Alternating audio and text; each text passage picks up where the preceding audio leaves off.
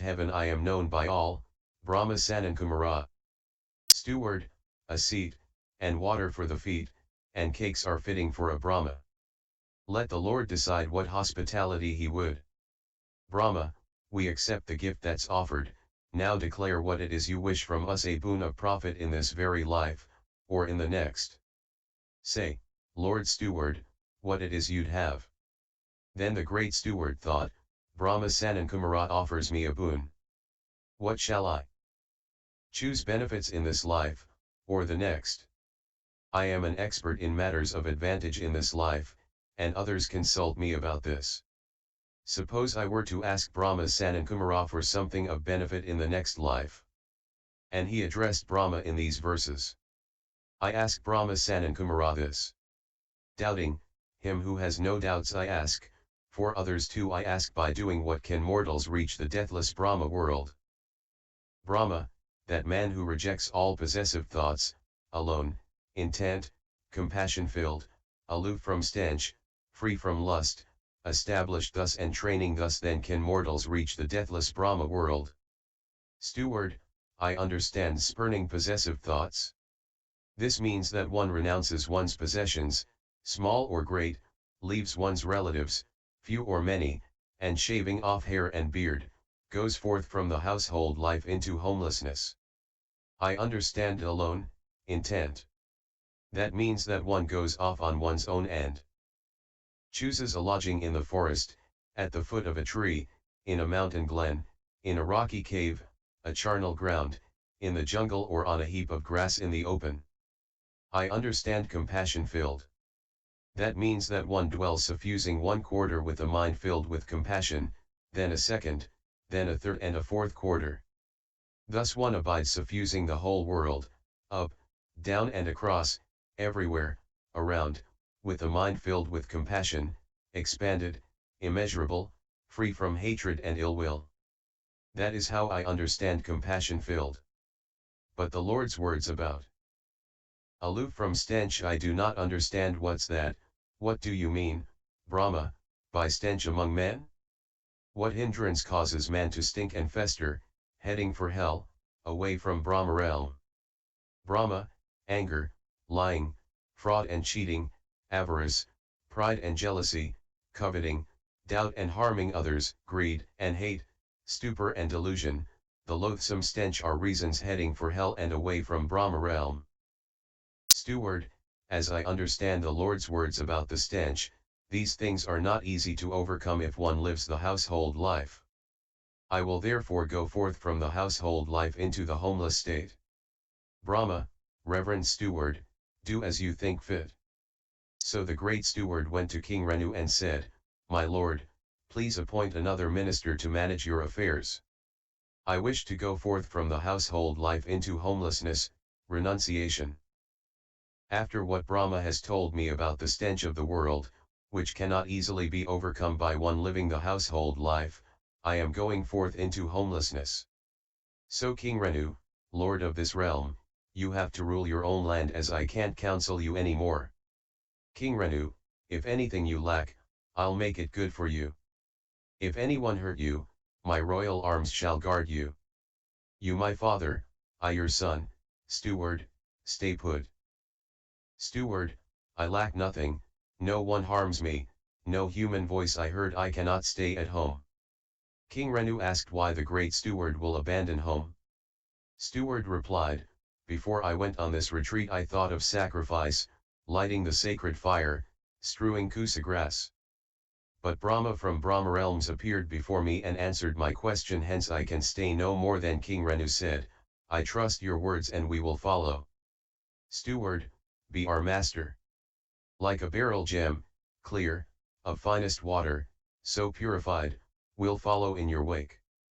If you go forth from the household life into homelessness, I will do the same. Wherever you go, we will follow. Then the great steward went to the 6 nobles to inform of his intention to become an ascetic and resign from his post. The 6 nobles thought that he would be greedy for money and tried to bribe him to stay. But steward replied, Enough, gentlemen, I have received plenty of wealth from my lords already. That is the very thing that I am renouncing in order to go forth from the household life into homelessness, as I have explained. Then the 6 nobles thought that he will be greedy for women and tempted him.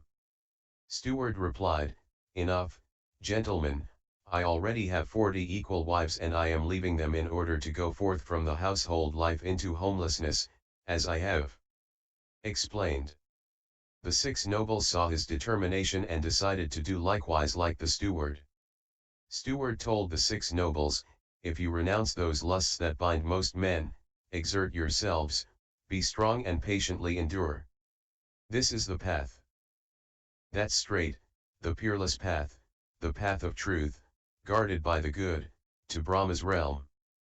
The nobles told Steward to wait 7 years before they too will go forth into homelessness.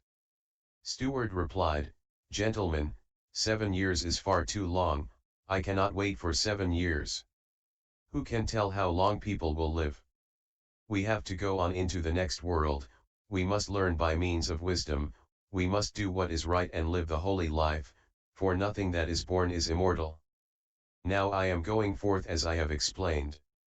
Then the nobles tried negotiating by asking to wait 6 years, 5 years, 4 years, 3 years, 2 years, 1 year before they too will go forth into homelessness and follow him.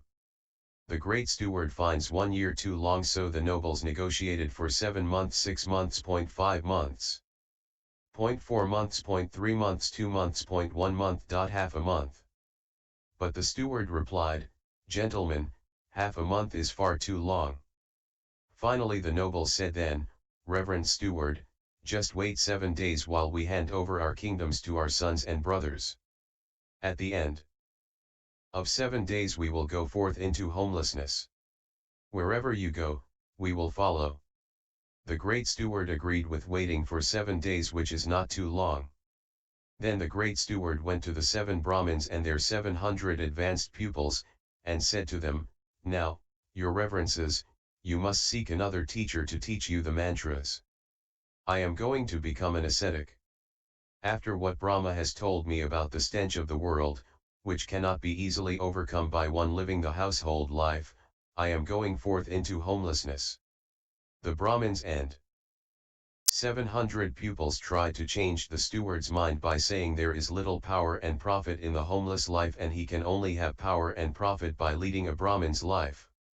Steward replied, "Do not say such things, gentlemen. Besides, who has greater power and profit than I have? I have been like a king to kings, like Brahma to the Brahmins, like a deity to householders, and I am giving all this up in order to go forth from the household life into homelessness." Convinced by the great steward, the Brahmins and the 700 pupils decided to follow him.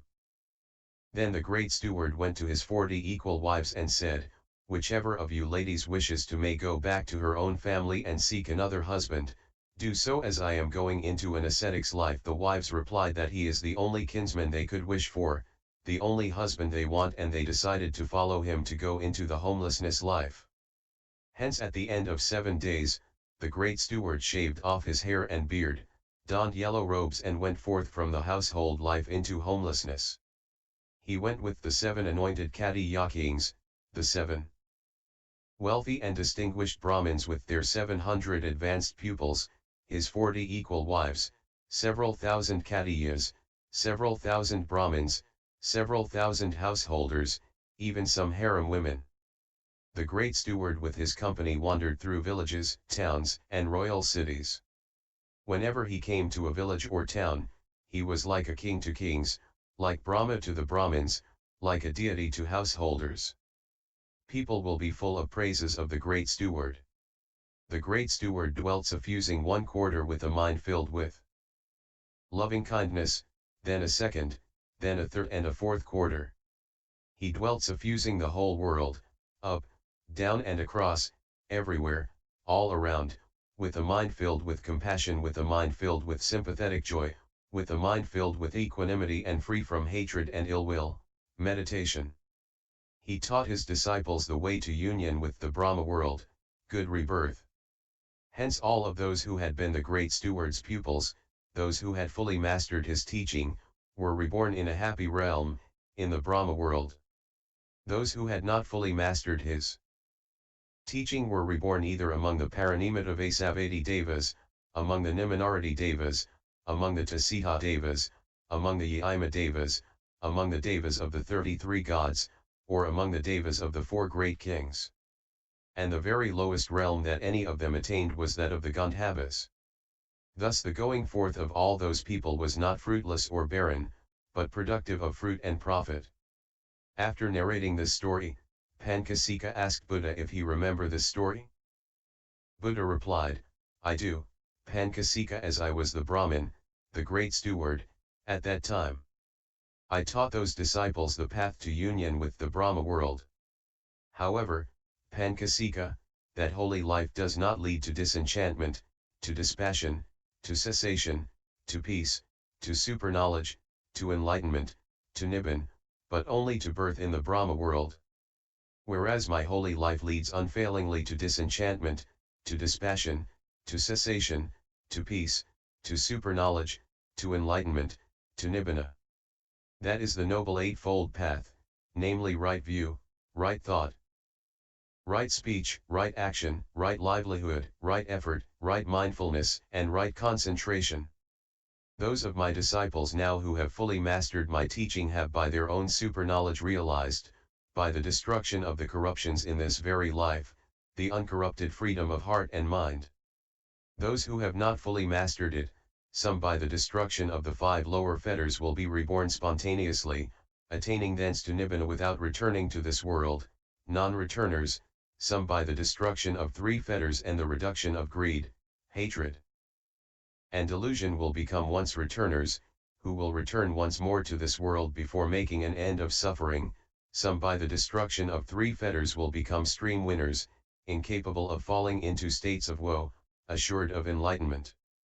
Thus the going forth, all these people will find it productive of fruit and profit. After listening to Lord Buddha speak, Pancasikha of the Gandhavas was delighted and rejoiced at the Lord's words. After having saluted him, he passed him by on the right and vanished from the spot. In summary, this sutta is a narration of a past life of Buddha whereby he was the great steward that lead an ascetic life and taught people the way to good rebirth. However, at the end of the sutta, Buddha said that's not enough to end suffering, the path that leads to enlightenment is the Noble Eightfold Path. Those who have mastered his teachings and practiced them will reach 4 stages of enlightenment. By WHH. Reference